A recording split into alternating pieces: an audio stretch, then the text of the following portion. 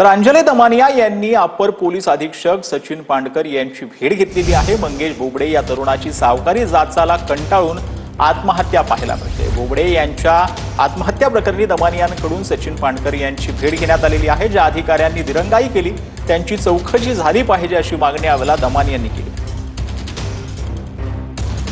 मंगेश आणि बजरंग ही दोन मुलं यांचा जिनिंग मिल होती आणि त्या जिनिंग मिल साठी त्यांनी काही सावकारांकडनं म्हणजे एक दिलीप धूत नावाचे एक सावकार होते त्यांच्याकडनं पैसे घेतले, पूर्णच्या पूर्ण पैसे परत दिले, पूर्णच्या पूर्ण व्याज देखील परत देऊन सुद्धा त्यांचे जे ब्लँक चेक सुरुवातीला दिलेले होते ते त्यांना परत केले गेले नव्हते। त्या माणसाला शेवटी इतकं त्यांनी छळलं, मानसिक छळ, धमक्या इतक्या मोठ्या प्रमाणावर दिल्या की त्यांनी भाऊबीजेच्या दिवशी आत्महत्या केली। आताच्या घटनेला कोणी पोलिसांनी ज्या अधिकाऱ्यांनी ही दिरंगाई केली ती का दिरंगाई केली हा पहिला प्रश्न।